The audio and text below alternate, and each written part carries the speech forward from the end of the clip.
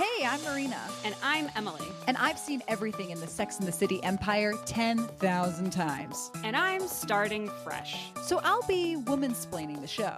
And I'm along for the ride. But there's a twist. We're starting with And Just Like That and working our way back to the beginning. So in other words, we're watching it backwards and in high heels. This is City and the Sex.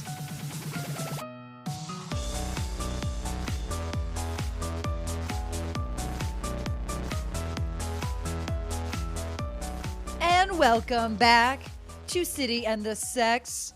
We are at And Just Like That, Season 1, Episode 5. We are halfway through. Emily. We did it. How you feeling, girly? I'm feeling a lot of things. I think this was a whirlwind. I kind of wish that I had watched these now when they were airing because I would love to know what the discourse was. Yeah. After this one. You know what I mean? Yeah. This is juicy. I can tell you it wasn't good. Okay. Okay. I'll tell you that much. Did you ever consider stopping and then push through, or were you always like, no, I'm here to the end? Well, two things. So first, you reminded me, this I think is the last episode where people dropped off, where people told me like, I'm out. And we all know the scene. Mm-hmm. We'll talk about it when we get there. But if you saw this show and you lasted this long, we all know what scene I'm talking about. 1, 2. I have a problem personally, which is that I will continue to watch things I know that are bad. I don't have the inner resolve and strength to be like, I could just stop and not know what happened. I'm like, I have to see it to the end. I'm one of those people. It's kind of like I started The Idol because everybody was talking about the discourse of how bad that show was. And I have a new rule too that I instituted on myself, which is that I don't make fun of a property unless I've seen it. Okay, that's very respectful. I think a lot of people have developed these hot takes. The cool thing to say at the barbecue, oh, The Idol sucks. Okay, but did you see it? No. Okay, then how do you know that? Yeah, I agree. I think that's entirely fair. And good for you, honestly. More people should do that. Well, and The Idol did suck. And this also sucked. I think I take after the Dalai Lama in that I am empathetic to people who create work. Okay. And so I want to see there were good pieces here. There were things that I enjoyed, or I want to be I saw what they were going for and they didn't make it, you know? People are really quick to be like, what's the smart thing I could say at the barbecue? What's the thing that will get people being like, oh, really? Oh, wow, you know? And I am actively pushing against that culture of savvy by continuing to watch terrible things. You're so brave. Purely because I can't stop. You were so brave and you're a real supporter of the arts, I would say, because you're watching And Just Like That, The Idol, because you're someone worked on this and they deserve to have their trash viewed and talked about in an informed way. I'm a martyr is what You're saying. I'm saying that Pope should canonize me as a saint. And, I will say he canonized me for getting through Rings of Power. I was the only person I think who did that. I think you actually were. I literally was. And for the same reason where I was I want to have an informed... It was disappointing because I was I want to have an informed discussion about this show and an informed feelings and rant about this show. I'm going to do my due diligence and watch it. But then nobody else did, so no one got to talk to me about it. So it was all a waste of time.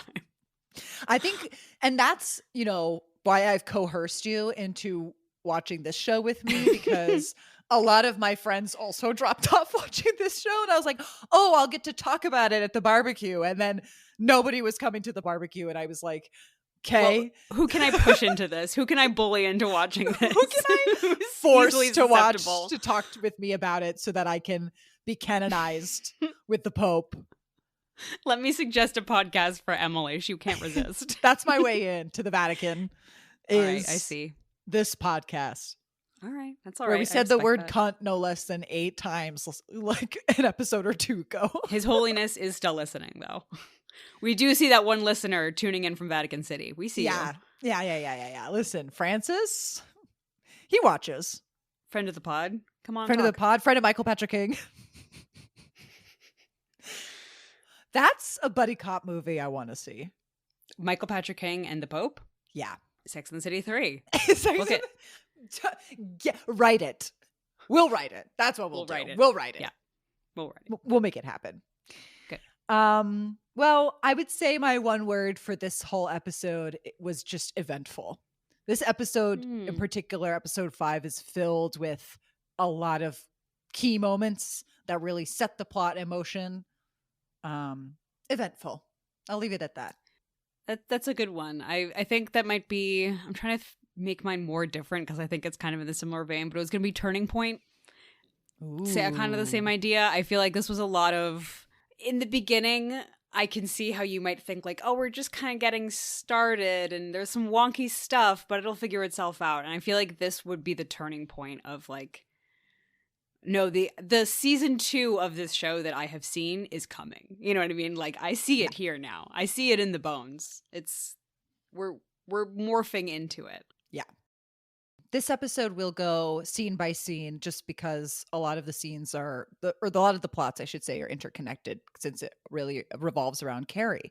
A very rare, I have to say, like, we watched these 2 episodes together, episode 5 and episode 6, and both of them are very Carrie-centric episodes. And it's so foreign to be like, there aren't 20 scenes in this one episode. Yeah, that's a good point. I didn't even think about that, but we've so far been very, maybe that was just a season 2 thing, was like. Yeah, it really put in perspective season 2 how much they're really trying to be like, everybody gets 10 minutes of screen time. And yet no one's plot is resolved. And yet nothing happens. Whereas here it's very much like Carrie's show and we're all just in it. Yeah.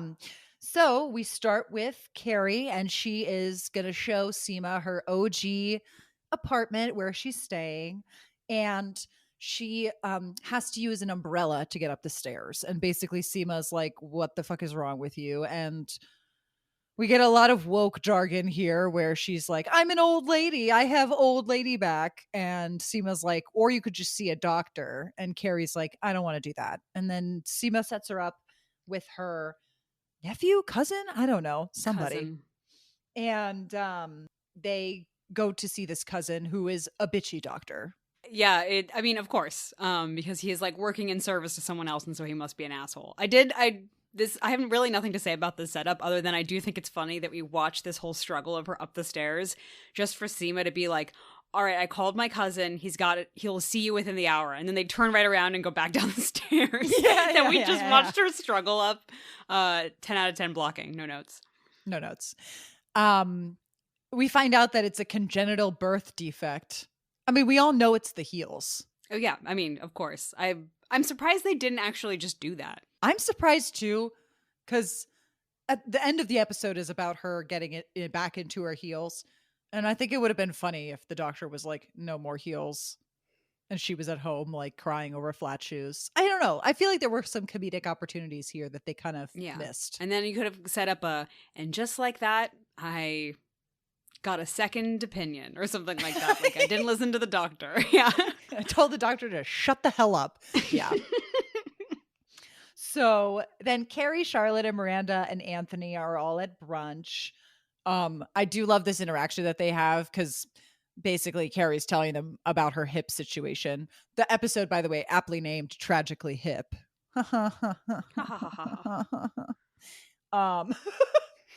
And Anthony, he has this one line that made me really laugh where he was like, yeah, get that archaeologist to saw your old carcass open.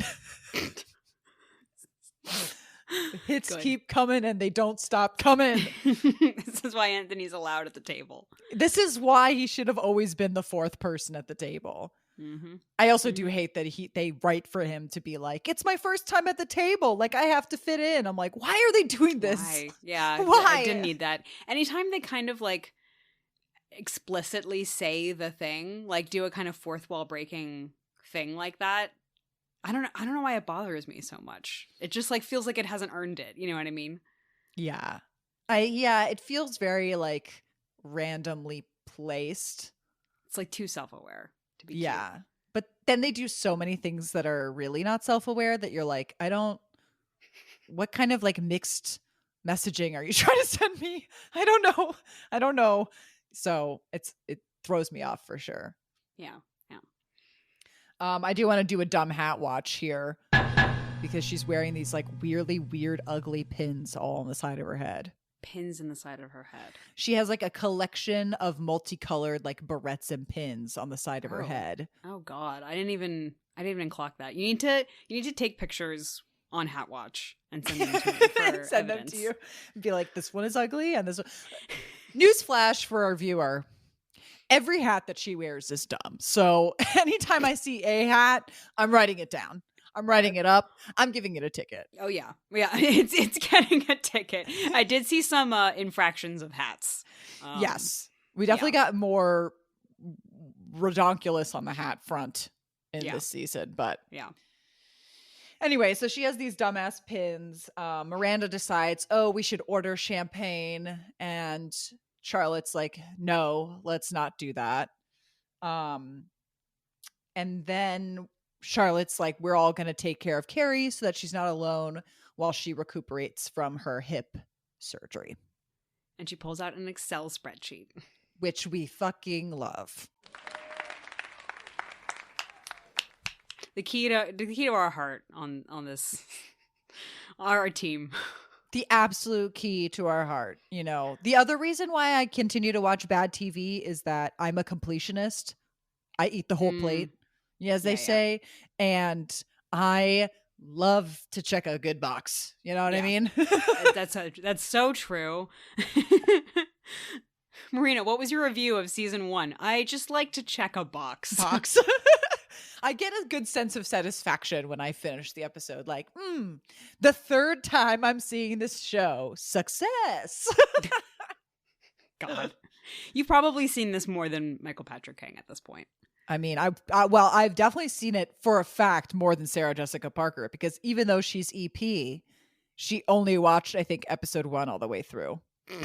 She admitted to that on Andy Cohen. Watch What Happens Live. That puts in perspective, if people complain about the show and she knows about complaints about the show but hasn't even watched it, she's not doing the due diligence that you're doing.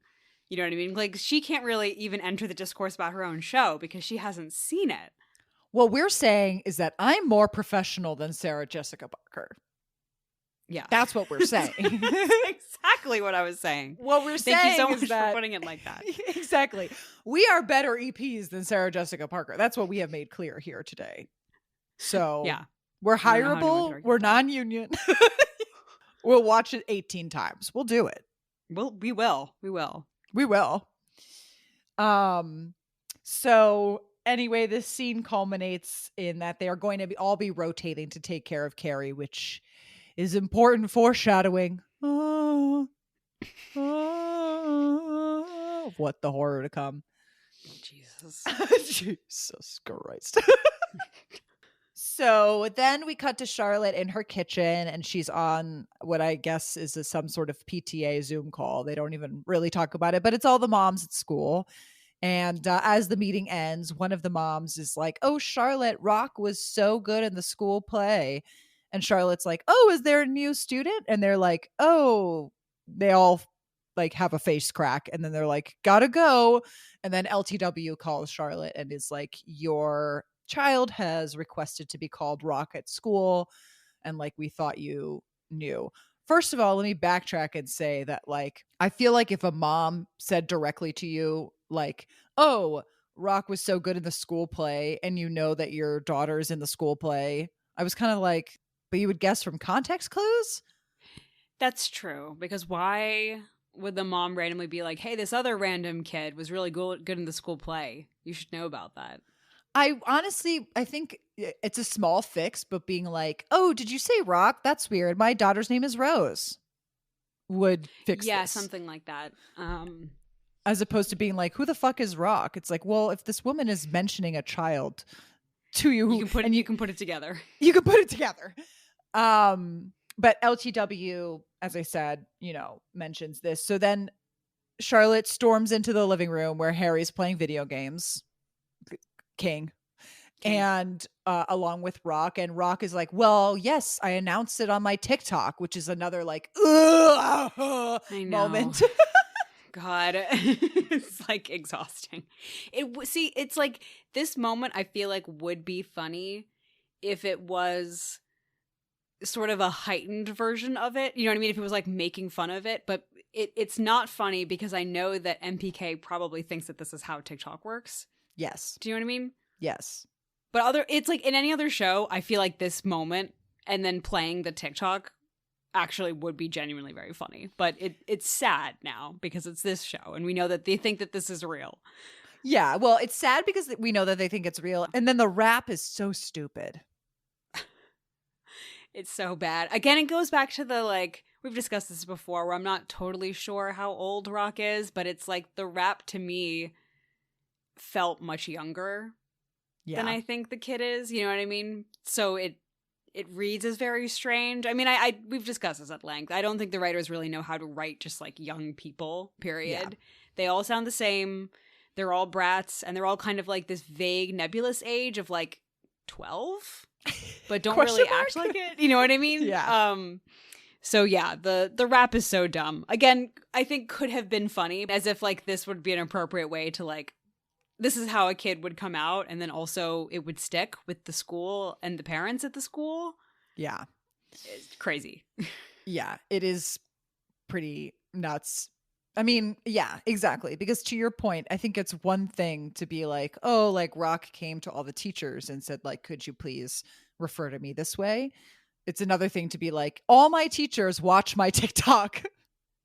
Like, how popular is this kid? I don't understand. Yeah, for real. Also, and yeah, it's like also how do the friends' parents hear about it? It's like they're not watching their TikTok either, are they? I don't know. Who's watching this TikTok? How do the parents know? I have no idea. And also, like, I can see you. I can see through you, Michael Patrick King, right to your fleshy core. You're trying to push this on me. Teach me what TikTok is. Yeah. It's not going to work. And guess what? Kids, you know what? Here we go. Here we go. I'm going to go in. Hold me back. Okay. All right. Rock should have come out in like one of those dancing videos with the text on screen. There it is. People don't rap on TikTok. Or I should say, like, it's not the cool thing to make up raps, little kid raps on TikTok. What is cool is making up little kid dances. Yeah. That is Get your facts. You've nailed it. You've nailed it. If Michael Patrick King was within 10 feet of a child, someone would have informed him. Which he would hate. Yes. The someone could have redirected him. You're exactly spot on. It would have been like Rock doing a TikTok dance or making up a dance, and then the text on screen with the voice being like, "I go by Rock now." You know, like yeah. Some nonsense like that, rather than, I will say, writing their own rap is chuggy. It's chuggy. Get them, Emily. Get them. And I say that as the chuggiest of them all. Yeah, they're going to be wearing Uggs next. Yeah. They're going to be wearing Uggs and then big owl pendants and holding the book Twilight. God, yeah. And Michael Patrick King's just there like, kids these days, am I right? And everyone's like, stop, this is 2013. What are you doing? The Muslim ban. I'm just like, this joke isn't even accurate. I didn't like process that until this moment, but I think that's what rubs it all the wrong way is like seeing a kid rap on TikTok like this. And you're like, I feel like this is what people did on their camcorders in like 1995. Yeah, like when you had like a digital camera or whatever. Yeah, I feel like even in the like the cool age pics. of photo booth, it's like that's when your recorders like dancing in front of the camera. Yeah, and like maybe like that was that era. That was what, 2007. Yeah, exactly. Get your head out of your 2007 ass. Make these damn talks. Also because like, you know, all these songs go viral on TikTok, and like I know I get a lot of TikToks sometimes that like don't make any sense, but it's so clear that the person just like wants to go viral, so they're putting the song that's like trending. It'll be like a woman painting a picture, but like with the trending song, and you're like, I know why I'm seeing this. It's because it has the popular song. I'm like, you could have put like a really like incongruent song to go on the TikTok, and they could be like, is this like Frankie Valli? Like, what does this have to do with anything? Like, you know what I mean? Like, yeah. So that kind of puts the wrap on that scene. Charlotte's kind of in distress over this whole TikTok business. Then we get to Miranda with Brady's girlfriend Louisa at home, and every time I see Louisa, it's a fucking jump scare. Every time I'm like, what disturbing ass thing is this poor woman gonna say to this other woman? That came out wrong. We find out in this scene that she's ordering things to the house. Just inexcusable. Not even things. She orders strawberry flavored Astroglide to her boyfriend's mom's house. First of all, it's kind of stupid in that, like, I don't know, at least have Brady order it. Yeah. At least be like, oh, I don't know about that. Like, instead, she's like, yeah, sorry about it. Yeah. Can you imagine going to your high school boyfriend's parent and then I think she says, thanks for being so cool. Like, if my mom found Astroglide like arriving at my house, like she'd totally freak out. And I'm like, yeah, no, that's what a normal parent would do. Yeah. She specifically says she would strangle me with a rosary. Yes. Which I think is a line that's trying to do a lot of heavy lifting and trying to be like, well, maybe her parents are like super religious and that's why she's here all the time. Like, I felt like that line was thrown in there to try and explain this person's crazy behavior, but it doesn't actually excuse that. And also that's so much heavy lifting. Do you know what I mean? Like, a very normal, even non-religious reaction would be to freak out at this. This is not like progressive is to be like, oh yeah, you're right. Here, Louisa, here's your loop. That's not a normal. None of this is normal. Also, it's like, I don't have to tell you that this character is not going anywher. Yeah, no. Like, I don't have to tell you that we're not going to unpack the complexities of Louisa. So, and her Catholic upbringing. So, I hate it. But the reason that this scene is here is that Miranda finds that a book has been ordered to her house called Quit Like a Woman. And she's upset by it and she's in denial about it. And she says, I didn't order this. And she's like sounding real crazy. Like, Louisa looks at her crazy. And that's the one time I identify being like, yeah, she keeps denying this book too hard. Mm-hmm. And we find out that she thinks that Charlotte sent it to her. Yeah.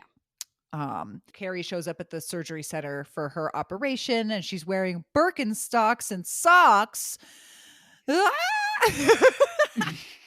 And she's disgusted with herself. Disgusted. I feel like they wanted us as the fans to be like, oh no, Carrie, not the Birkenstocks, Carrie, no. And she's wearing so much other strange things that I did not even clock it until she makes that joke. She's wearing like a grandma nightshirt, but like in the daytime. Yeah. Like, all of her jokes about how she's like a granny now or how she's old, I feel like are not helped by the fact that she's dressed this way in this episode. Just lots of robes and lace and droopy boob shirts. You know what I mean? Yeah. I'm like, you are dressed older though. I'm kind of like, are they intentional about that? But I don't trust them. The joke doesn't land as much. It doesn't, because it's not really. I feel like for it to be a joke, it has to be a real grandma. Yeah. And someone has to comment on it. Be like, Carrie, whoa, where are these boo-boos coming from? Yeah. Yeah. Right. Instead, she's just like giving hippie. Yeah. Yeah. That's what it comes across as. And she's like, look at my weird Birkenstocks. I'm like, look at your weird everything. It's incredibly rude. But she and Miranda have a little chit chat, and Miranda is upset that, Charlotte has sent this book to her house. And then I wanted to note that you and Carrie have something somewhat in common. I am dying to know. Which is that Carrie's preferred drink in sickness is Diet Peach Snapple. Oh my God! How did I forget? How did I Emily, forget? That's your whole identity. Sorry. No, it literally is. She does say it, and I remember even clocking, haha, Snapple. And then I just totally forgot. Thank you so much. I made a big highlighted note where I was like, oh my God. Peach Snapple. She's been Carrie this whole time. Whoa, whoa. I'm the Carrie. I just have a meltdown. I can't be the Carrie. You're the Carrie, Emily, acknowledge it. You're like, I'm melting. No. It's such a weird offhanded reference, and now I'm going to be on the lookout for any other Snapple references, and I know they're not coming, but you're on Hat Watch, and I'm on Snapple Watch. I just need any other mention of a Snapple bottle, because it's only mentioned twice in this episode. Once where she asks for it, and then we're going to mention the second later. So I think it's being set up for that joke, but I'm still going to be on Snapple Watch. I want more representation. You know what's the most representation I've ever felt, like, watching anything, any piece of media? The movie, what's it called? You Can't Handle the Truth. Tom Cruise. Oh, A Few Good Men. Thank you. A Few Good Men, where he goes to Guantanamo Bay and they're like staying in that house, or they're renting house, whatever. And you see that all he has to eat are like boxes of Cocoa Puffs and Yoo-hoo. And I've never seen Yoo-hoo in anything ever, like in a movie, in a TV show, whatever, but he's just like just drinking Yoo-hoo. And to see that in like a classic piece of cinema is just like Cocoa Puffs and Yoo-hoo. And even makes a joke where he's like, I'm just sitting here eating Cocoa Puffs and Yoo-hoo. And I was like, yeah, man, you go. I felt so seen by this man-child. I have to say that A Few Good Men for a long time was my favorite movie. I've seen it like probably upwards of 30 times. And I did too have that on like, the 15th watch. I was sitting there being like, wait, I'm sorry. This grown ass man's drinking preferences are Yoo-hoo. Yeah. And he like throws it. And you're right. It's like, it's all over the scene in a way that makes you think like, how much product placement did Yoo-hoo pay? Or does Aaron Sorkin just have like a weird fetish for Yoo-hoo? Right. Exactly. It's product placement, but in such a funny way where it's not just sort of like, oh, and then you see a Sears in the background because Sears paid for it. It's like, what? And you never see Yoo-hoo in anything else. So Yoo-hoo went all in on this one movie. They're like, you know what we're going to back? The movie where United States Colonel crimes. Kills his own private because he was too weak. He wasn't man enough to survive Gitmo. That's the movie we're going all in on. Yeah. And then they just snorted a line and they were like, fuck yeah. Fuck yeah. Snapple made the same. Well, Snapple made the best bet. Snapple said, you know what? I'm going to be a part of the Che Miranda romance. You know what? I'm going to be a part of Carrie Bradshaw peeing in a Snapple bottle. Carrie Bradshaw, fashion icon, writer extraordinaire, pisser in of Snapples. Snapple. We have fun facts on the inside of our cap. Yeah. Someone needed to make that joke. Like, I feel like she needed later when she's, like, talking about peeing in the bottle, she should have been like, well, the fun fact is this, and then said, like, did you know that strawberries are the only fruit with seeds on the outside, or something like that? Yeah. It would be a joke only for us. Yeah, it would be a joke only for us to be like, hey, yeah. But I agree. So we get to Carrie. She's post-op in her hospital bed, asleep, wearing pearls. Grandma core. Charlotte kind of mentions the whole rock situation to Miranda, being like, I don't know how much I'm supposed to kind of trust that this is like real, because she's 12. She talks to Miranda being like, you were a tomboy, right? And Miranda was like, yeah, I still am. And, Charlotte's trying to get a handle on this whole rock situation. Carrie finally wakes up and she has to pee real bad. And Charlotte like manages to carry her over to the bathroom, and Carrie's like, how'd you get so strong? And Charlotte's like, I read that you have to be able to carry your eldest child in case of emergency. I've been doing burpees. That made me laugh. That's good one. Ding. One vote for this episode. And then we get something real bad, which is that Che calls and asks to come visit Carrie in the hospital room, which, again, they go to such a crazy length to say, Che, my boss? Che, Carrie's boss. Che, my boss, if I got surgery, and I love my boss, I'm very blessed to have a good boss. if my boss came to see me in the hospital room immediately after post-op, I'd be like, I don't want to see them. I would be exactly like Carrie. I'm like, why is this person here? Like, I don't understand Che's unhinged reasoning of being like, yeah, I'll show up 2 hours post-op, be like, what's up? Crazy. Crazy. Crazy. It's not even like in a weird context, which wouldn't have made sense anyway, but in a weird context of like, oh, I came by to just like see if Carrie wanted to call into the pod or like run some notes by her or something, which would be crazy on its own, but it's not. But just to be clear, it's not related to work. It's like a social call. It's like her boss is here just to hang.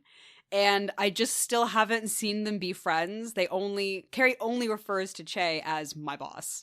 Yeah. Right. What I would believe more is if Che called and Miranda was like, oh, you know, Carrie's like post-op or whatever. And Che's like, oh, like, damn it, I forgot what time that was. Cause that would be in line with Che's personality. Yeah. And then be like, and then Miranda would be like, oh, just come on over. Cause it's like, they're trying to say Miranda's the crazy one. And that would be fine. Instead, the fact that Che is just at the hospital, you're like, can you go back home? Can you leave, actually? Jesus. Why are you here? I couldn't imagine. No. I mean, we're going to see that they get Carrie on the pod high. Well, yeah. So, well, then I mean, we're about to escalate things. If you think that this is the most outrageous thing that's going to happen, oh no. Then we have this funny moment where Carrie's like starts to pee and she's like, I guess it's a false alarm. And Charlotte's like, no, you're peeing. And she's like, oh, okay. Funny. Ding. Yep. Okay. So Carrie's basically like, I don't want to see Che. Che should not see me. And Miranda's like, I'll take care of it. Shark eyes, a blur. So Miranda and Che are getting lunch at the hospital. And Che is sharing that like they had all this like gastritis. And they're like sharing this funny story with their dad being like, we know they were already diagnosed as a lesbian, like har, har, har, har, har. And then your face is a 1,000 words. Nothing drains my life force faster than hearing Che jokes. And then, you know, Miranda's like, oh, like you had all this gastroenteritis. Like, what's that about? And Che's like, Cheryl had all these gastro problems because they were keeping everything like locked up inside and it was like hurting them on the inside. But like now I do what I want. I be it. I live my life. I'm all out. They say it like that. Very like, put your hand on the Bible. It is a little, I mean, it's funny because it is in line with this character, right? Like we've only seen them as like weird self-help preacher, like not comedian. So this is sort of in line with Che. I will say it's kind of interesting in that like, I think anyone that's had to deal with a comedian, writer, artist type fuckboy has heard this speech before, you know, about how like I do what I want. Yeah. And, you know, I speak my truth, you know, which is exhausting. And it is kind of funny to see Che like do this to a T. You know what I mean? That kind of like, wow, I'm so brave, whatever. It does have an extra layer of irony to it because we've seen, I know that Che is going to break up with Miranda and then use the excuse of Miranda was holding me back and I just want to live my truth, which is bullshit. We said was bullshit at the time, but there is this extra added irony here of Che bragging about how like honest and open and unrestrained they are and knowing that they're gonna like use this as an excuse later. Do you know what I'm saying? Yeah. And I think it goes back to also the point that we made of like, I'm surprised they were surprised that people didn't receive Che because they did write this person, this fuck person who like is upsetting to a lot of people. You and I have been around the block on that one. You know what I mean? Right. Yet it's like that, you know, that is what is so strange and infuriating about it is like the character of Che is weirdly accurate, right? To like, to our experiences of this person. We're like, yeah, this person 100% exists. We have interacted with this person. This person's real. What is so bizarre is that the world of And Just Like That does not react to Che the way that the world would react to these people. Do you know what I mean? Yes. And it's weird to see Miranda so in love with this person. So then we cut to a beautiful hot fella's Mercedes van, and Carrie's inside, like strapped to the seat. And basically, Anthony's contribution is that he's getting a hot guy whose name is Prince Boner, as he refers to him, to carry Carrie up the stairs to her apartment post-op, which is great. We love. Ding. Then Carrie wears hat watch. Carrie wears a big dumb hat, and I think it's supposed to say that she's still on the drugs, which, as you mentioned, is crazy that they made her do the podcast while she was on painkillers. It's crazy. We've discussed this podcast at length and its craziness, and we've discussed how weird it is that they also are bullying her into participating and posting more after her husband's death and criticize. Like, already the amount of dedication they are expecting her to be giving to this stupid fucking podcast that it is just like nobody seems to be listening to except for Lizette, her neighbor, isn't already insane. This somehow manages to cross the line even further in a way that I didn't even think was possible. Is like, yeah, to prop her up when she's like intoxicated, essentially, is so insane. And then to have her, she shares a story, you're going to talk about this, and then to have their response be so giddy and high-fiving each other and being like, oh, there we go, now we're getting this out of you, is like really insidious. Yeah. You know what I mean? It's elder abuse. It's elder abuse, okay? It is elder abuse. And it's wild. When and it's they happening. high five over it. They're like, hell yeah. We got her to reveal something personal. I know. Okay. Leave grandma alone. My other mega complaint about this podcast is not only do they force her to do it while she's clearly on opioids. Yeah. And unwell. Yeah. But also, I don't know if you noticed, but Carrie is on a Zoom call on a laptop, and then they are recording her audio via a microphone in the studio pointed at the laptop. No. Yes. No. Are you sure it wasn't just like the third microphone was there and just not being used? You know, then why put it in the goddamn frame, Emily? Why put it in the goddamn frame? Also, because Che comes by later being like, we bought her a podcast mic. Oh my God.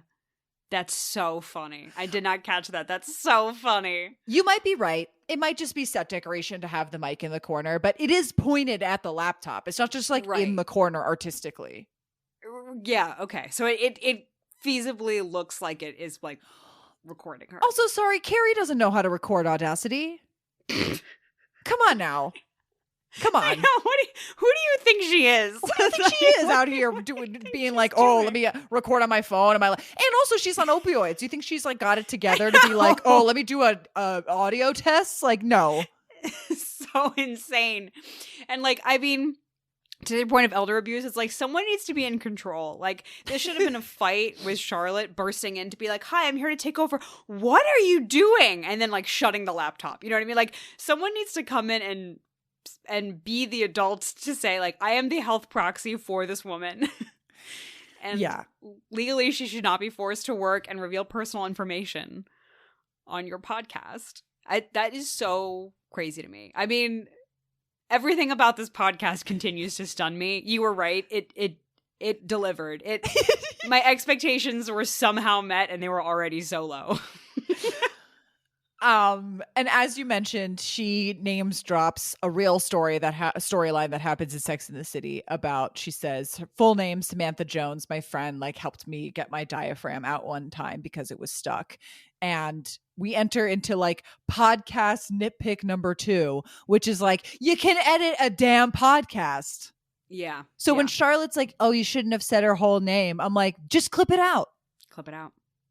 But do we think that Michael understands that? No. Because everything we've seen so far makes me think that he thinks it's like live radio. Yes, he thinks it's live radio. And that's why she has to be like propped up to do the podcast, because She can't miss an episode. They can't pre-tape an episode. God forbid. They pre-tape their God forbid their they show. pre-tape an episode or have a guest host. God forbid.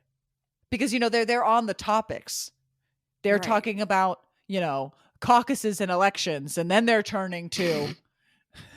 They're like, it'll be out of date by tomorrow.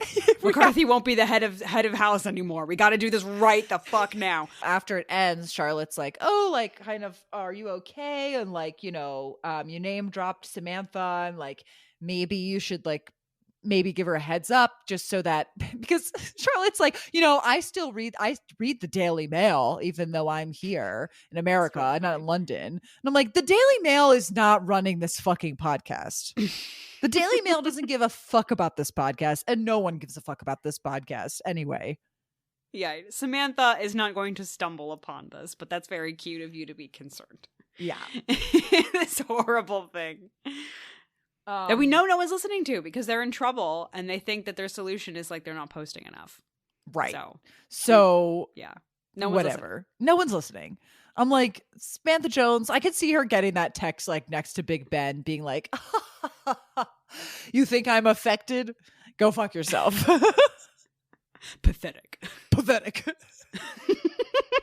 Wait, can I just pause and tell the audience to just like quickly Google pathetic duck meme? Because that is my favorite picture of all time, and that's what I'm referencing. All right, carry on. That's this whole season. Yeah, it's just us watching this. Pathetic. So then we get to Charlotte and Harry at school, and they are tackling. Wow. Tackling. Too bad it's a podcast. We can't edit that out. We can't edit it out. We got to keep it in. Fuck. Oh, man. The commercial's coming. They are tackling to the teachers about Rock's situation. And the teachers are like, we thought that Rock told you. Because basically Charlotte and Harry are like, why the fuck did you not tell us? And the teachers are like, we thought you knew, which is fair, Yeah. And then they kind of enter this whole conversation because, Charlotte's trying to push back, being like, I don't know how much we should trust a 12-year-old to be telling us about these kind of big choices. And the teachers are like, we really defer to the child in these cases. And like, we have therapy and counseling. And there is a very touching scene at the end of this where Harry's like all upset. And he's just like, if we left everything to the child, like we would have ice cream for every meal. Like, like this isn't, I don't know how much I trust this whole situation. And then he kind of takes a breath and he's like, to be told about your child by another adult is like one of the most humbling experiences. And he kind of like tears up. It's very touching, but you get the idea that like they are gonna come together and work through this as they walk into heaven. Seemingly they like walk into like a big white blinding light. I'm like, okay, did they die? And then they just ascend. Oh yeah, I liked it a lot, honestly. It's so weird to see a scene like this and an exchange like this on this show of all things, because I have to treat it with such suspicion. Yeah. Do you know what I mean? Of like, how did this happen? What are they actually trying to say? Because there's like so much nonsense. I know we want characters to respond to everything like perfectly. And especially for a thing like this, if they don't respond perfectly off the bat, we're like, oh, what a bigot. You know what I mean? And then it's like, first of all, I don't think that that's a fun way to watch TV. It's to be like, I need all my characters to be perfect. And if they're not perfect, it's endorsing that behavior. And secondly, I think it's kind of an exhausting way to view stuff like this, as anyone who doesn't really understand it must be coming from a place of bigotry. Because this actually did a surprisingly good job of making me not feel like Harry or Charlotte was being a bigot. They just are reacting to something they don't understand, and it's their kid. And his response at the end about how it's like humbling is not bitter. Mm-hmm. It's not like, oh, these teachers tell you how to run your kids and I'm not even like in charge of my kids anymore. And, you know, because I feel like that's also a lot of in today's discourse, this kind of like the teachers are stepping in for the parents and parents' rights. It's like astonishing. When stuff like this happens on this show, it's so astonishing because, again, I'm like, how did this slip through the cracks of all this other stuff we see of Che Diaz? Like, this is the same series that has Che Diaz. Okay, that had such a touching little moment like this. Yeah. And such a believable scene between them. I was like, I'm just stunned. I was stunned how this made it through the edit. As we know, this show wanted to really tackle woke themes, topics, moments, and it fails on 99% of them. But this is one scene. And overall, the rock plot isn't the most offensive, which thank God, because you know, at least let's get something from this show. We need that a win. Isn't setting people back. Women are already set back by this show, and we'll never come back from that, and that's fine. Yeah, no one's really won from this show except for maybe Herbert. I think he's the only one that has been unscathed. I miss him. Put him in my veins. I know that. I know. I miss him. And what does that say? That the big Wall Street banker comes out unscathed? I think that there is some capitalism underscoring in this script that need to be called out. Get him. Get him. Democracy Now! You can book me tomorrow. I'll come on anytime. Just let me know. Somebody call Marina back. Somebody call me back. God damn it. I get a lot of phone calls out there. I'm desperate. And I know desperation doesn't work well, but that's the only tool I got left in the goddamn hat. Call me back. She's out here podcasting. Please call her back. I'm out here podcasting. Just a cat scratching the door. Let me in. Let me in. What's the worst I'm going to do? Sit on your face, give you an allergic reaction? Whatever. Get over it. That should be on your business card. What's the worst I can do? Sit on your face, you give you an allergic reaction? Yes. Yeah. Creative producer. Creative producer. On like beautiful like American Psycho cardstock. Yes. Yeah. It's eggshell white. Oh my God. My God. Sorry, I'm going to go on a brief tangent here for like all of 2 seconds and say that yesterday I put on a face mask, and I try to do face masks like once a week because they like feel nice, but I had just come out of like a hot bath and I put on this like very cold face mask, and as I put it on in the mirror, I was like, I've never felt closer to that Christian Bale character, American Psycho. I was like, it's not what face masks are supposed to make you feel. I was like, I get it. I get why he's crazy. We should all be like this. What? No. That's what I thought. What face masks are you buying? There are face masks that have some, you know, toxic masculinity baked into the cream. You just absorbed it, yeah. And I absorbed a little taste, and I was like, wait a minute. I love this. I love this idea. I'm sitting out here with my face mask, you know, and I love doing face mask and then having a little bit of chocolate. Like, I love having like a little bit of, it's like, that is just the most divine sort of evening, and I'm going to put on some TV. It's like, oh, the self-care. That to me is face mask evening, right? And yours is to put it on and look in the mirror and go, oh my God. I'm an Adonis. I've already said that I'm self-centered. And what I'm learning is that my self-care only makes it worse. Yeah, actually, you don't deserve self-care, actually. No. I think it's too dangerous. No. It's too much. It's too much. It brings me that much closer to world domination. You know what I mean? I can't get that close. Yeah, exactly. I can't get that close to invite that. Yeah. Well, we end that beautiful, touching scene with Harry and Charlotte, and we pivot right into... Here we go. I know, I'm so scared. Seatbelts down, safety bars down. The third, final Trinity Holy Ghost bail scene for a lot of fucking people on this show. Yeah. And I'll tell you, when I saw this scene the first time, I could not believe what I was watching. I could not.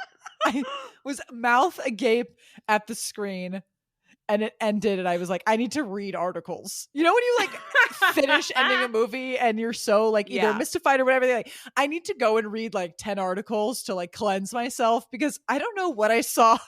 And I need another human to hold my hand through whatever 100%. It was. I'm like, and it's like not even necessarily Twitter. I mean, like, I need to read like articles. I was like, I need to read someone I trust about what I just witnessed, or I need to read it in an organized. That's why I go on TV tropes. Is my immediate reaction to something where I'm like, I need to process it. Like, we went to Sleep No More, and I literally pulled out my phone and I was like, time to go through TV tropes. This is my equivalent of Sleep No More. It's like this scene. It's just horrors in every corner.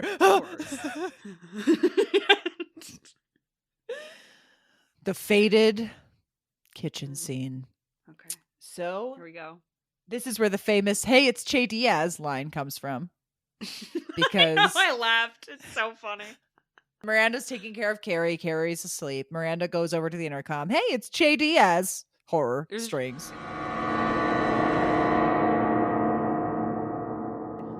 It's so. Why is it so funny? It's like, I think it's because it's like, maybe because they use their full name. Like, what is it about that is like so funny and weird and like sinister? I don't know. I think there's a part of it. It's Che Diaz. Yeah, it's threatening. It's also the same voice from the cameos. Remember when they like roll over and they're like, "Hey, it's Che Diaz." I'm like, "Oh my god." God, are you good? Are you gonna die? No, I'm not gonna make it through the scene. Emily, get it together. Emily, you can't leave me. We literally just started. You can't leave me. Through the door. You can't leave me. I can't be alone again. I can't go through this alone again. I'm so scared. Hey, it's Che Diaz. Hey, it's Che Diaz. Doors. God. So Miranda lets Che come upstairs, which is again why unhinged. I'm like, at least go downstairs and get the stuff from downstairs. Mm-hmm. And fuck in the hallway. Anyway. Yeah, I mean, just seriously. Che comes in with a B&H promo, which we love, I guess. Although poor B&H, another company like Peloton, just forever associated with this. You guys keep contributing to the wrong. Look, I get it, but like, you're like, oh, it's a spinoff for Sex and the City. How bad can it be? You know what I mean? But I hope you all learned your lesson. So, shout out to B&H, though. Shout out to B&H. We love them. But Che's like, I got a new podcast. I got a podcast mic for Carrie and some tequila to like get her to keep telling us fun stories, which is don't like that at all. So it's like, I know they don't intend for it to be this way, so I don't want to harp on it too much, but like, you just didn't realize how sinister this elder abuse got. Yeah, exactly. It's like, you clearly meant that as a joke, and I think in any other context that might have been a joke, like, but because we just saw that they literally did that, you can't make that joke and have us interpret it as a joke. You know what I mean? Elder abuse. It feels like she carries the attraction. Che is like, me and my comedian buddy get an older woman drunk and like make fun of her. Yeah. Well, she had to have hip surgery. Yeah. Elder abuse. I'm telling you. Hey, your husband just died. LOL. LOL. Tell us some more funny stories. Here's my funny sound buttons that say trigger warning. We have not said those. We have not said trigger warning. We've been good. Or woke moment this whole episode. I'm hoping we can keep that together, but probably not. Okay, so let's see what happens. We keep like getting close to the gate of like what's happening, and we just keep talking about other things because we just don't want trying to stall. trying to just get around it. Okay, so Che's there, and Miranda's like, Carrie's sleeping. She can't drink tequila. She can't drink tequila anyway. She can't drink tequila, so why don't we just drink the tequila together in the kitchen? Do some shots. So they do some shots in the kitchen, and then they fight over the kitchen towel in a way that's again meant to be like sweet and like, oh, they're into each other, but I only hear horror soundtrack music going on as they fight over this towel. And then Miranda's like, oh, you could shotgun me one more time. And I'm like, oh God. And Che's like, okay. And so Che shotguns Miranda with marijuana, and then it leads to kissing and intense making out. And then Carrie wakes up. And as Carrie wakes up, there's kind of a mirror in front of her that's like positioned. And in this mirror, she can see Miranda and Che getting hot and heavy. And I'd also like to point out that underneath all of this, they're playing on my TV screen. My subtitles said whimsical music. Okay, so I don't even make that up. That's what my subtitles wrote. And that's exactly how I describe the music. It's like this like whimsical, kind of slightly comedic music that like does not fit the sinister tone of the fact that like this is a very serious scene. And they have a very serious debrief about it after, like Miranda and Carrie, which we'll get into. So why is the fucking whimsical fucking music playing? I mean, I don't know what to say, but it is tonally very confusing because it is played like a really funny, goofy moment. Yes. Then they have a very serious conversation about it, and then the very next scene that's going to come afterward is going to have funny, goofy music again. So yeah. I don't know how to interpret what I'm seeing. I think that's what, like, now having seen this so many times, I think that's what's so disjointed about it is I can't tell if this is a serious thing or a funny thing. And I think, as we've said, their default is that they think it's funny. I don't think it's funny. But anyway, so Carrie's watching them make out. Carrie has to pee. So she tries to get to the bathroom, but it's not working. She finds her trusty bottle of Diet Peach Snapple. Ding! It's always there for you. And pees in it. She successfully pees in it. But as she's trying to get back on the bed, she kind of knocks the bottle and pee goes all over the bed. So that's kind of what happens to Carrie. At the same time, Miranda and Che are making out. Che asks permission to finger blast Miranda. Miranda says yes. The finger blasting commences. And then Miranda orgasms, although I use that word with a question mark. Yeah. Because the manner in which she screams and is like yelling. She has her own hand over her mouth, which is useless because she's still yelling so loud that the hand is really not doing anything to support. I thought it was Che's hand. Was it? Either way. I think it's Che's hand and Miranda's arm is like flailing in the air. She's like a dolphin that's like being resuscitated back to life. And she's just like yelling through the hand. I believe the term is woofing. It's like the closest way I can describe the noise that's coming out of her. It's woofing like a dog. It's like so bad. I've never experienced anything like this. It's like I just don't.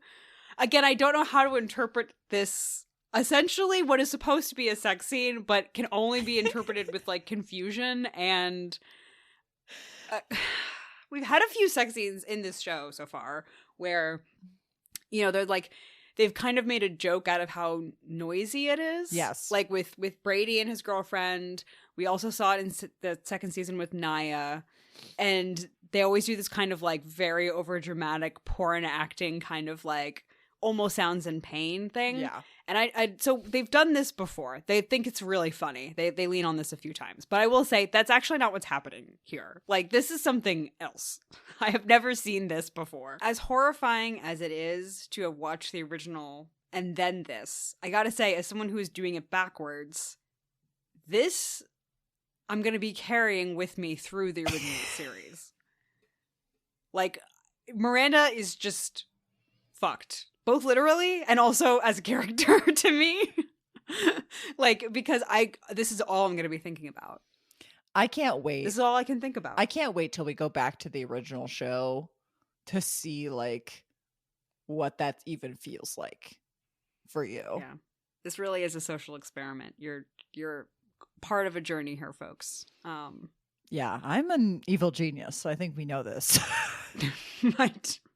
What have you done? What have I done? Well, let's not think about that too much as I go back to my American Psycho life. The pee in the sheets. Yes. Okay. Back to the pee in the sheets. So Shay's like, I gotta go. They say, and I quote, DM me if you want to chill again soon. Hot. Panties on the floor. But Miranda and Carrie then have this really intense scene. Miranda goes to the bathroom to pee, doesn't even check in with Carrie. Carrie's like, hello. And Miranda realizes like what she's done.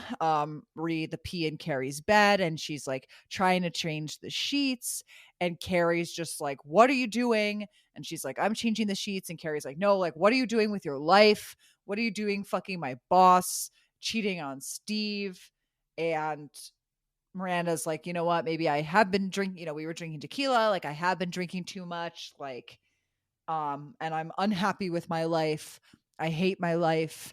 And we kind of end the scene on that note, which is Miranda's full catharsis of admitting that she's unhappy. Yeah. And it's played completely straight. The whimsical music is gone. I think it's also, this is such a startling thing to say, given that we're still reeling from what we just witnessed, but like, it's a very good performance from both of them. It's hard for me to like take this scene seriously because it happens in the middle of goofy stuff, but it was actually good. And Carrie yelling at Miranda essentially and being like, connecting the dots between I'm mad at you for this thing that you just did to me, and also I'm upset that you're not well and you're not like sharing it with me, I thought was like actually really good. Yeah, I agree. But then, as you said, we go on to this next scene where Carrie decides to text Samantha to give her the heads up about her mention in the podcast. And she's like, I said this story about the diaphragm. And Samantha's like, one of my finest hours.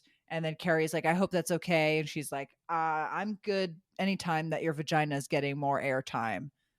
2 great lines written by someone who's not there. Astounding. Can we just like compare the difference between the 2 characters who I hear so much about and don't really see? Samantha and Big. Like, comparison to my perception of Big and Samantha is just like football fields apart. Like, Samantha to me is like every single thing that she's done which has not been on screen and is just vaguely from a distance has been like excellent. Like the thing with the flowers, the 2 lines she says on text have been funnier than anything anybody else, and has such a clear character. It's like, I feel like I know Samantha, and I've only seen that one brief cameo she makes in season 2, but I feel like I know her and miss her, and I don't know who she is. Do you know what I mean? Yeah. I can see what we're missing by not having that person here. I'm like just a fountain of wit, and all I know about her is that she's a good friend. Yeah. Tragic. And then Carrie says, I miss you, and Samantha does not reply. Good for her. Good. I stand and I clap and I say, good for her. You're doing much better than this piss show over here. I know. Please don't come back. Please don't come back. We're having a great time in London. So then Miranda's at home. We see her at home maniacally laughing to the podcast and making a Negroni. And maniacally is exactly the right word. I think I wrote down manic behavior. Yeah, she's like, like the laugh is like that, where you're just like, are you okay? Yeah, I said, somebody help. Miranda looks like a maniac. She's cackling. Manic, in big letters. It's just my note for this scene. Yeah. Somebody help. She's out of control. I mean, it really is like she's turning into the Joker. That's the only way I can describe what this vibe is. And again, it's like it comes right after these scenes and this really intense fight they just had. The very next thing we see of Miranda is not her reeling, processing that, oh my God, I just cheated on Steve. Oh my God, Carrie just called me out. Maybe I do have a drink. She's making a Negroni and cackling really like evilly. Yeah. At jokes which, as we've discussed at length, are not very funny. And I'm like, this is what happens in Batman when Joker releases the like Joker gas. And it makes all the people like laugh and their faces get stuck. Yeah. Yes. This is what's happening to Miranda. We're watching it in real time. I would have much rather that movie. I would much rather this be a crossover. Yeah. I mean, it's a Warner Brothers property, so make it happen. Zaz. That's true. We still have time. They're actually in Gotham. We have time. Sex in the City, but in Gotham. Can you imagine? Oh my God. I'm just it's the same premise. It's like for a girl, whatever, but it's just like in the background, the Joker's wreaking havoc and the Batmobile is going by. They're like, sorry, I'm late for brunch, girls. The Riddler gave me a clue. I couldn't get out of my apartment for 2 hours. And then Samantha's like, I fucked that guy once. He had a lot of mystery, but there was no mystery down there. And everyone goes, oh, Samantha. Samantha. Yeah, Carrie complains. She's like, it's so hard to find a cab in the city these days when we're locked down because the scarecrow gas is released. And then Big is like clearly Bruce Wayne. Don't do that to Bruce. He doesn't deserve that. He doesn't deserve that. Okay. Let me backtrack. Big like is a guy who wishes he was Batman. Like, you know that guy at the beginning of The Dark Knight who's like wearing the hockey pads? Yes. And he's like, I'm Bat. That's Big. So like hockey Carrie pads. Like finds his like bat suit and is like, oh, you're Batman? He's like, oh yeah. Humiliating. Embarrassing for everyone these hockey pads? These hockey pads? He's like, yeah, God. Baby, they could be whatever you want. She's like, is this a cigar with a bat sign on it? He also still dies on a Peloton, by the way. He doesn't get killed in like battle. He just still dies on a Peloton. But like wearing the cape. She's like, oh. Yeah. We need to move on before I keep going because I just had a literal brain. I just had an image inceptioned into my brain of Samantha Jones being like, is Two-Face, the same way down there? And I don't like that. I think we should move on. No, we have to unpack that. You can't just drop that and be like, no, we can't talk about it. It just shot into my brain. That is so good. She's like, is it 2 different sizes and a half? Yeah. Like, Samantha, stop. Okay. We need to write the book that's like Samantha fucks everyone in Gotham and like what her hot take is. It's like, those books that people buy for the bathroom that only have like one sentence on each page? Like that's what we're going to do. And it's just Samantha reviews every person. Samantha's thoughts on everyone in the rogues gallery of Batman. Yeah. It's Gotham according to Samantha Jones. And it's just like, who else is there of the Batman canon that like Mr. Freeze. Oh my God. She's not over his ex. Not over his accent, but rock solid. I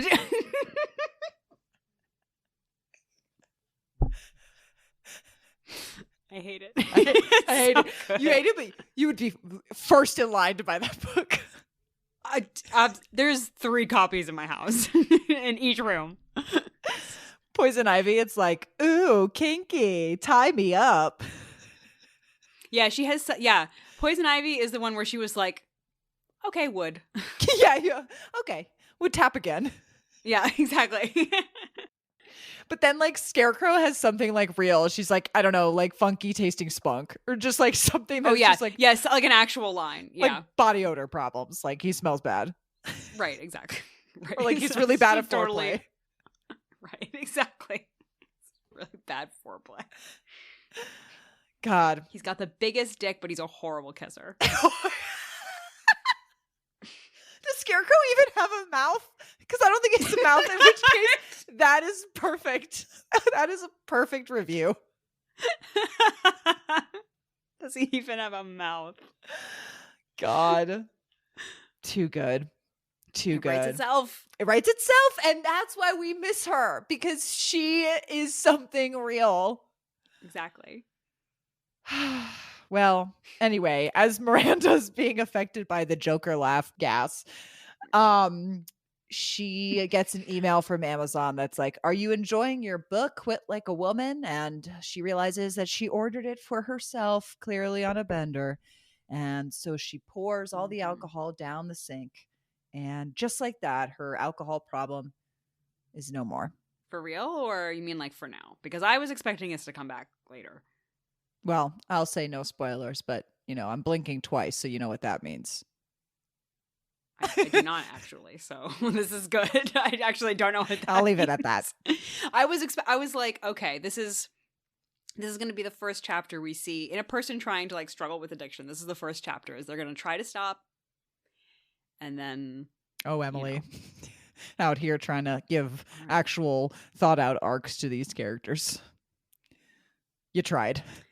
Oh boy, you tried. Well, I never learned my lesson. You never do. You keep going back for more. But this dog bowl is empty. We're both crying. Okay. Gotta keep it up. Gotta keep it light. So then we see Carrie and Charlotte together at Carrie's physical therapy waiting room for her post-surgery, and they kind of connect over the whole rock situation. And Charlotte's still torn between whether this is just a moment, a phase, or if this is something real. And Carrie basically doesn't say anything. Carrie just kind of gives this whole scene, and then Charlotte just processes herself through the whole thing. And Charlotte kind of comes to terms with the fact that whether it's a moment, whether it's a real thing, it doesn't matter. She's most affected by the fact that she's mourning kind of the loss of her daughter in that, the identity, I should say, of that. And going into this new phase. And then Carrie gets a hot physical therapist, and she tells the hot physical therapist, "I just want to get back into my heels." And then we have this whole extra scene where she goes to rebook with the hot physical therapist. And then the woman's like, "Actually, he's out of your network. So you have to take this guy who's a fucking uggo," as implied by the camera. Although that guy looks very nice and very sweet. I think it's so mean the way that they're this show is really mean-spirited. Yeah. To just appearances, you know what I mean? There's a lot of jokes in this kind of expense. They don't even make him look weird. Yeah, he just is a guy. He's just some guy with glasses, and you're like, okay, and just not a super hot guy. And then Carrie's like, "I'll pay out of pocket," and I'm like, why is this here if they don't have sex? Because they don't have sex. This actually doesn't go anywhere. We never see this. So, but right after this is the last scene of the episode, and then it's just a wrap. And just like that, 3 months later, I was back in heels. What were we supposed to feel there? We were supposed to be like, yeah, girl, get it. Yeah. Because again, it's it just happens so fast. It's 3 seconds. And just like that, I'm back in heels. And then the credits roll. And I'm like, wait, we were just signing up for PT? Maybe this should have been 2 episodes? This plot? Because this, I can't even say rush to a conclusion. It just, jumped into a conclusion and then ended. Weird. But we made it. We made it through the faded kitchen scene. We made it to the end. We made it, Marina. Barely holding on. But we've made it here. And when we get here, what do? We do our rose and our thorn. We do our highlight. We do our low light. And so we start with the negative. Emily, what was your get them of this episode? I mean, it feels like a gimme, but I don't want to hear those noises ever again. Yeah. What's yours? Mine, I think, has to be Che coming to the hospital. Yeah. It'll never make sense. No. Unacceptable. What's your release the Kraken of this episode? God. The saving grace for me was that scene with Harry and Charlotte. I think basically what we talked about of like having a character respond to something in such a human way and also not mean is so rare on this show. So that was great, and I would love to see more of that. Yeah, I think my Release the Kraken is the text with Samantha. It gave me life when I watched it the first time, and it gave me life the second time. And I pray Samantha Jones is out there getting her bag as she so deserves. Well, this has been And Just Like That, Season 1, Episode 5. Thank you so much for joining us. Be sure to follow the podcast, give us 5 stars, listen to it. Get your cat to listen to it. They like that. Get your plants to listen to it. We'll make those chlorophyll membranes grow. And we will see you next Wednesday, as we always do. Bye-bye.